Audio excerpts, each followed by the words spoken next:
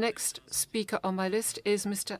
Abdul Rahman Al Hamed, Ambassador of the Kingdom of Saudi Arabia.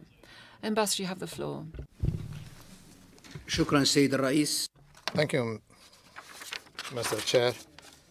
At the outset, we would like to thank OIC and the League of Arab States for their statements. Mr. President, we are holding this meeting at a time when the Palestinians are facing the danger of losing the remainder of their occupied land. This is done by the continued settlement policy, which endanger the existence of the Palestinians, the building of the wall of separation, the Judaization of Jerusalem, and the attacks against the Al-Aqsa Mosque, as well as the enforced displacement of the Palestinians and the transfer of some offices to the occupied territories is called the Plan of 2020. These are violations of the rights of the Palestinian people, which are recognized by the international community. These continued attempts at continuing the settlement policy and imposing a demographic and political status quo on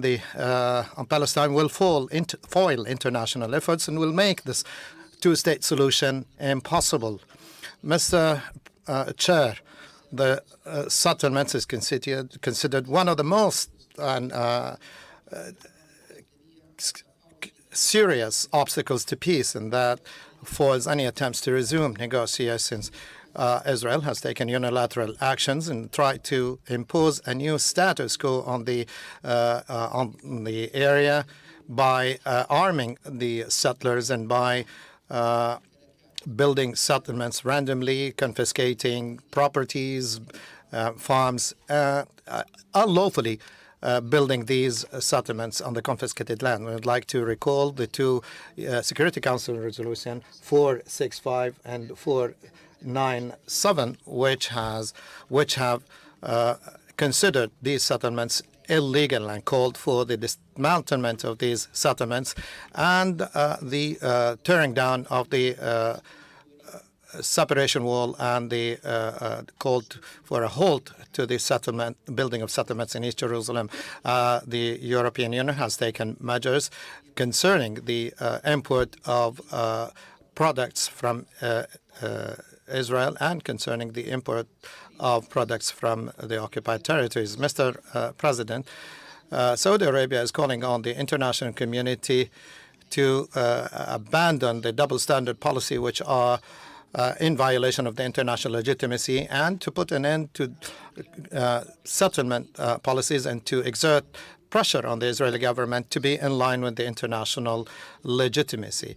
This will have to end up in putting an end to the occupation, revitalizing the two-state solution, and the respect of the Arab peace process in order to preserve peace and security in the area. My government would like to express its principled actions and principled positions in supporting the Palestinians and in condemning the settlement policy and in condemning the continued attacks against the Palestinians and the violation of their rights. We call for an immediate cessation of violent activities and other activities which are in violation of the international law and which pose a threat to the civilians. We call on the international community to shoulder its responsibilities and take the appropriate measures with a view to protecting the Palestinians from various Israeli aggressive measures and policies which are considered a provocation of the Palestinian aspirations. We stress our position that achieving comprehensive and lasting and just peace is important to international peace and security. Thank you, Mr. Chair.